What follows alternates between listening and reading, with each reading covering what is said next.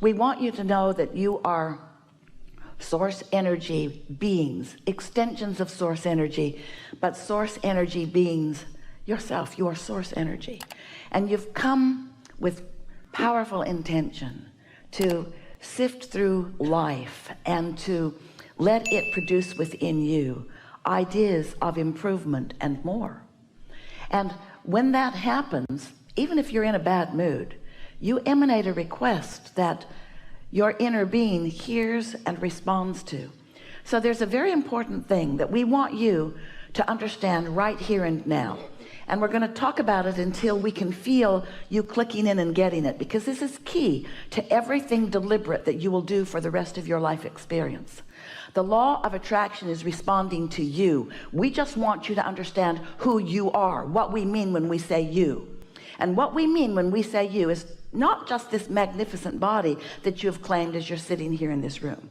It's the you that you were before you came into this body that still exists as non-physical energy. So there's this inner being you, and there's this physical you, and both yous have powerful points of attraction. The law of attraction is responding to both aspects of you. So when physical you squirms and writhes and has a bad moment and asks for an improvement, non-physical you becomes the improvement, and the law of attraction begins responding to that improvement. When you ask, it is given. Someone should write a book. When you ask, it is given. It's given, and it's received by that non-physical part of you. The question is, are you in sync with the non-physical part of you? And the answer is sometimes, but not usually. Could be a lot more.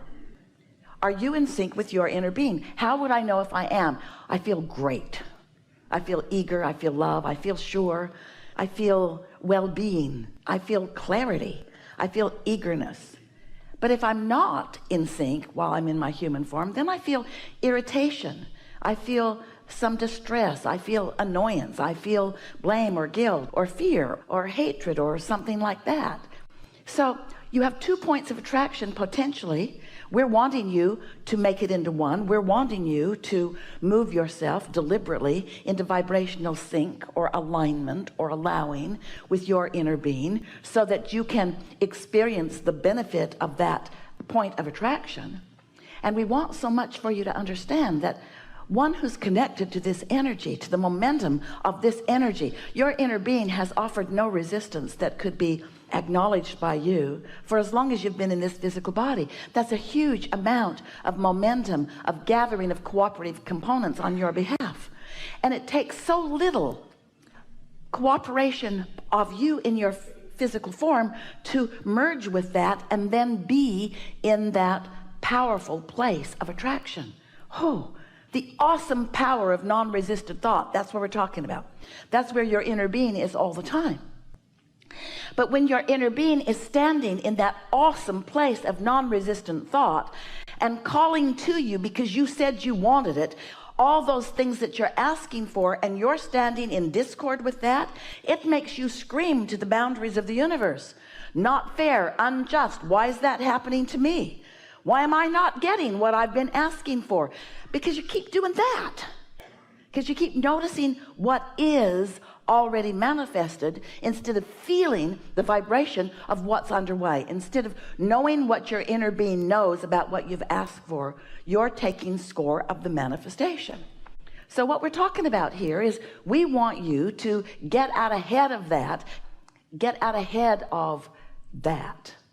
by letting yourself feel the way your inner being feels about where you stand in relationship to that. We would like so much if you could get a sense in your mind of the coming together of the things that matter to you. And you would feel an appreciation and a certainness and a sureness and a I'm being seen and I am loved and I'm being tended to and all is well. Because if you can accomplish those feelings, then you join vibration with your inner being, and you get to experience the moment by moment, conscious aware unfolding of these vibrations turn into thoughts and ideas, and these thoughts and ideas turn into actions and impulses, and these actions and impulses turn into the manifestation of each and everything that you've asked for. There is nothing that you cannot be or do or have. Everything that you've ever wanted, no matter how good you are at articulating it, has come together, has already culminated. But our knowing of what is and your knowing of what is are two different knowings, because we know the isness of the vibrational unfolding, and you don't want to count it until it's parked in your garage. You don't want to count it until the money's in the bank. You want it. You want the manifestation of it. You got to get over that. And it makes you worry when we say you got to get over needing the manifestation in order to feel good, because you think we're just trying to teach you to feel good so that you'll just settle for what is. Oh yeah, Abraham just wants us to feel good anyway. We just want you to feel good. And we know what that leads to, because we understand the process of the way things unfold. We think you heard that clearly. So, what do you want to talk about? What are the subjects that you want to talk about, that together we can mold a new vibrational understanding within you, so that your point of attraction will be more steadily accommodating to letting in the things that you want? What things can we talk about so that you can begin a conscious, deliberate, happily ever after life now? What do you want to talk about? Right here, start right there. Thank you. I speak French, so bear with me. Well, don't do that.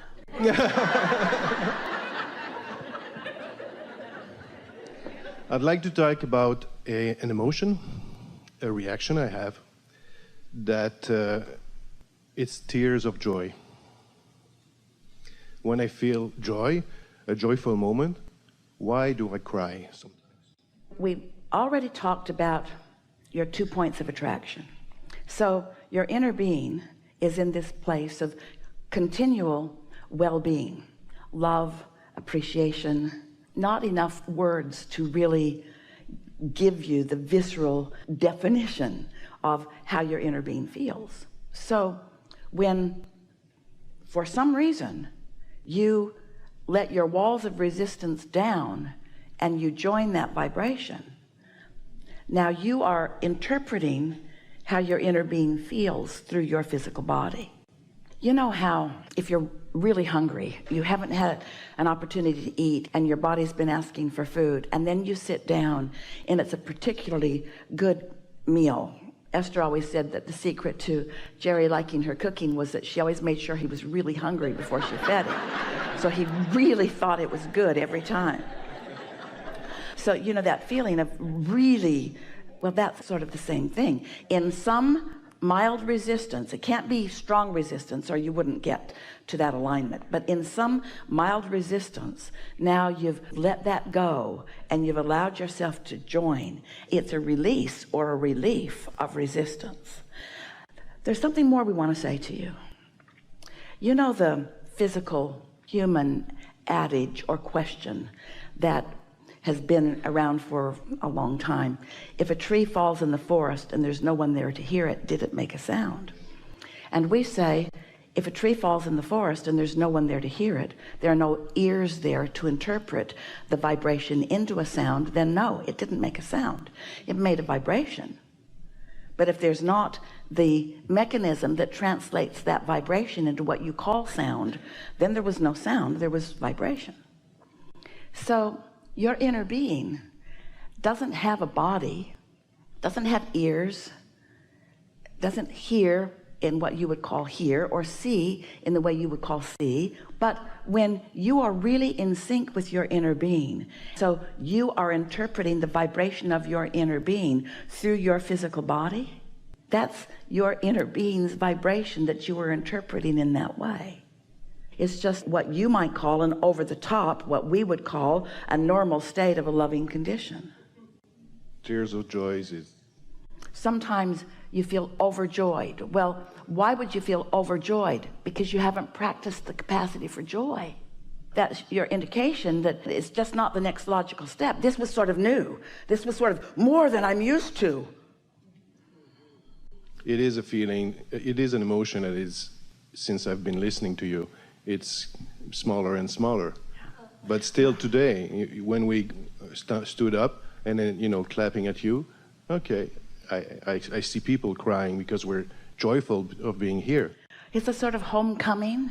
It's a recognition of where you belong. It's a final step into non-resistance. And so it's that last trailings of resistance sort of being let go in that moment. But you know, this is a wonderful conversation, really worth spending a moment here, because so many humans, we say, you said it in a different way just now, the more you practice the vibration of who you really are, so that you are resistant free on the subjects that matter to you, the more you will be privy to, consciously aware of vibrations becoming, to the point that when you get to the point where the manifestation is the next logical step, it will so feel like the next logical step that it won't feel like some big extraordinary fireworks and balloons letting go of event, because it's the next logical step.